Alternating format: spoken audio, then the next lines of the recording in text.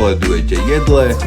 Zastavme sa, bratia, veď sa oni stratia. Matovič po dnešku ukončil spoluprácu s PS, vyčítal im, že povalili Hegerovú vládu, do čoho mu skočila Kleiner, ktorá to včera schytala od Danka, čo jej hneď aj pripomenul. Následne na to sa pochytil s Dubécim, ktorému vyčítal, že je rovnaký ako obžalovaný Gašpar. Ale poďme sa pozrieť na video číslo 1, v ktorom poslanec Národnej rady Slovenskej republiky a predseda hnutia Slovensko Igor Matovič nakladal progresívnemu Slovensku, že vďaka PS sa povalila Hegerová vláda a pridali sa na stranu mafie.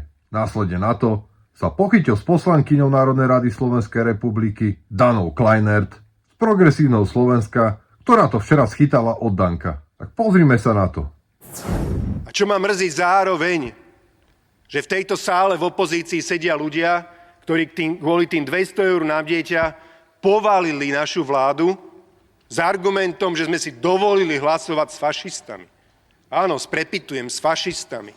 Toto bol najväčší problém vtedy progresívnych médií, toto bol najväčší problém kolegov zo Sasky, ktorí tu ani jeden nesedia, toto bol najväčší problém kolegu Valáška, ktorý tu jediný zastupoval progresívne Slovensko. A kolegovia z PSK, vám sa strašne čudujem, že na tom predsedníctve, ktoré rozhodovalo o podpore pre tento návrh SAS, podotýkam, spoločný návrh SAS a mafie z Hlasu, že vy ste neboli pri zdravom rozume a ste to neodmietli. Lebo zbrklo zahlasovať za niečo, že príde to, neviem, panika, fajn, stalo sa nám to x-krát, tak akože pochopím. Ale vy ste mali na to dni sa rozhodnúť, ako sa na čiu stranu pridáte. A vy ste sa pridali na stranu mafie z Hlasu, Smeru, Sasky, fašistov z Republiky a z LSNS. Vy ste hlasovali za návrh, ktorý bol obhájený na tlačovej konferencii, že akákoľvek iná vláda, ktorá príde po voľbách, bude lepšia ako tá, v ktorej bude Matovič. No ďakujem pekne za takéto rozhodnutie od vás, že takéto super rozhodnutie ste urobili. OK, mali ste tu jedného jediného, Valáška, vášho poslanca, ale o to viac ste si mali vážiť a zamysleť sa nad tým, že čomu idete pomáhať. Vy ste pomohli mafii, aby sa dostala k moci a teraz proti tej mafii bojujete a také nafukovacie kladívka proti korupcii si kupujete niekde v hračkárstve a idete proti mafii bojovať s kladívkami. Prepáčte, že vám to takto hovorím, lebo to, čo tu žijeme, je na základe aj vášho rozhodnutia. Môžete si 100-krát krútiť hlavou, vy ste sa dobrovoľne rozhodli pomôcť mafii, aby povalila Hegerovú vládu. Toto ma mrzí, považoval som to za dôležité povedať, lebo teraz tu hovorí o tom, že vládne nám tu mafia a nepozerať sa na to, kto im k tomu pomohol, kto povalil predošlú vládu, tak by bolo veľmi nespravodlivé. Veľmi nespravodlivé. Vy si tá pani Kleiner, to som včera počul niečo, pán Danko sa s vami rozprával, to tiež mňa zaujímalo, tých pár 100 000, či to je pravda v tom Trenčíne aj v Bratislave. Dobre, keď sa ozývate niečo, veľmi rád si to od vás vypočujem, to vysvetlenie. Len sa žerte, len sa kúšte, tak je to správne.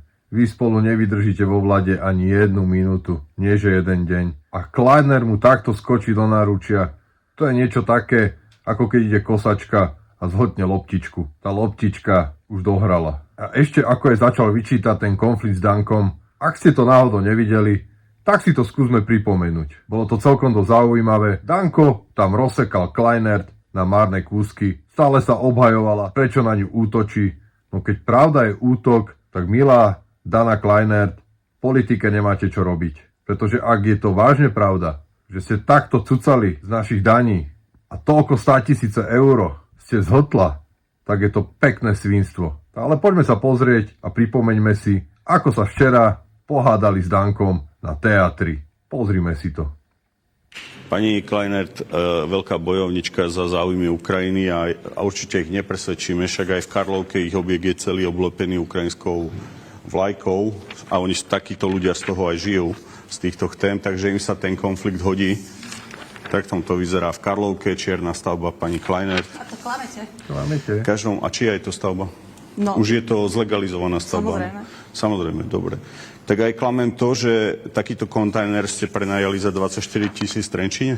Ja vôbec neviem, lebo ja s Trenčínom nič nemám. Oliver, Nehnevajte nemáte sa. nič? Tak Nie. ja teraz prečítam. A to súvisí s tým, pretože títo ľudia si vymýšľajú témy a potom do nás útočia. Takže napríklad pani Kleiner založila inštitút Slovak Fashion Council. Bola do 2019 štatutárkou, potom je tam pani Bobíková. V tom období ste získala 300 000 od Fondu na podporu umenia a teraz táto firma údajne má zákazku až na 600 000 Trenčín. Viete čo, hanbite sa. Povedzte mi jednu vec, či je klamstvo, že pán Kleiner, váš manžel, prenajal kontajner za 24 000 k Trenčínu. Povedzte mi, či je klamstvo, že občianske združenie, ktoré ste založila, si zoblo v Trenčíne 600 000. Klamem? Joj, zoblo v Trenčine. Poprvé, vôbec nič Aj sa netuším. nehambíte tam stáť a útočiť do Šimkovičovej? Vy sa nehambíte útočiť do mňa? Nehambíte sa Ja sa pri nehambím, organizáciách? lebo vy zobete štátne peniaze, celé PSK, No a takto to presne rodinní vyzerá príslušníci potom a s všetci. touto vládou. A zneužívate Rómov, Ukrajinu. Takto to Ideme potom ďalej. A klamete vyzerá, v reláciách. že potom tu pán Danko klamstvami Počkajte, útočí na to je pravda, útočím? Áno, samozrejme. Sa môžete hambiť. Vy ste sama dostala 400 000, 2,16, Pred chvíľkou ste 2,19. hovorili úplne iné čísla, no tak si to prosím zrovnajte, lebo jediné, čo tak vy ešte viete, raz. je tu obviňovať. Keď ste bola štatutárka, ste z Fondu na podporu umenie dostala 400 000 na Pred kroje chvíľkou a ste neviem hovorili na čo. iné číslo, Počkajte. pán Danko, tak si to zjednote. A počkajte, potom ste odovzdala štatutárstvo a dneska na Trenčíne zase 600 000 na tú istú organizáciu. To sú Pán náhody, Danko, nie? chápe? Áno, samozrejme, je to tvrdá práca. Je mi ľúto všetkých Nie sú mladých. to náhody. Takže už zrazu. Tvrdá práca občianskych združení, ktoré pracujú tak, že keby Machala to urobil, tento jasné. štát. Vy Lebo vy ste tu boli aj s pánom Ficom 15 rokov. Nájdite niekoho a v sú mojej tu rodine, občianske združenia, ktoré nájdite. musia suplovať tento štát. A účtovať to bude Javrová, vy si zoberete No to sú dotácie. tie vaše keci. Tak, Aké ideme keci? ďalej. To nemá. Na Ja domácu vám garantujem, politiku. počkajte, ja vám garantujem, že potom, čo mi dneska doniesli, bude niekoľko trestných stíhaní za mesto Trenčín a budete Ja si za myslím, že to, to chce naozaj si budete kultivovanú niesť debatu, zodpovednosť. že naozaj to Začali sú- sme kultivovanie. To chce kultivovanú debatu. Tak ty si nahrábala niekoľko 100 000 a to chce kultivovanú debatu. To chce asi vyšetrovanie orgánov činných v trestnom konaní, nie kultivovanú debatu. Ale poďme naspäť do parlamentu, kde konflikt pokračoval, do ktorého sa pridal aj podpredseda Národnej rady Martin Dubeci, ktorému Matovič začal vyčítať, že je rovnaký ako obžalovaný druhý podpredseda Národnej rady Tibor Gašpar. Pozrime sa na to. Takže ešte raz. Ako, čo hovoríš? Ako? Pán poslanec, Ten, čo tie drogy... Drogy. Kto? No? Čo hovorí? Čo je drzí? No, takže ja by som poprosil hlavne predsedajúceho z PSK, aby tu nerobil prospechárske kroky proti, alebo voči... rozhodne nerobím, pán poslanec, nerobím prospekárske kroky, len máte prednášať svoj prejav a nekomunikovať s poslancami, tí budú na vás reagovať faktickými poznámkami. Rokovací poriadok platí pre všetkých rovnako, pán poslanec, pokračujte, nech sa páči. Súčasný predsedajúci Dubeci niekedy uznáva pravidlá, ale keď vystupujú jeho kolegovia, vtedy pravidlá samozrejme neuznáva. A potom si môžeme dať otázku, že v čom je iný od toho obžalovaného zločinca Gašpara. Keď presne takto isto sa správa k rokovacému poriadku. Takže,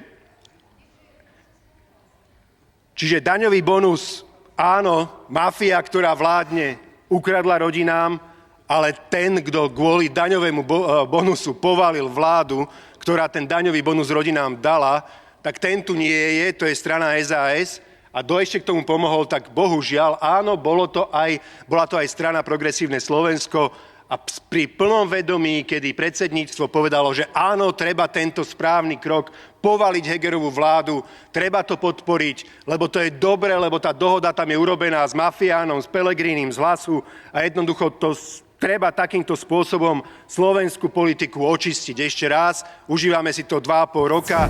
Pekne sa žerú. Užívate si to 2,5 roka. No my sme si to užívali 3,5 roka, alebo 3 roky. Teraz neviem, koľko ste vládli, ale bola to čistá hrúza. A len sa žerte, len sa kúšte. Ja sa na tom celkom bavím. Čo si vymyslíte o tom? A chcem dať odkaz progresívnemu Slovensku.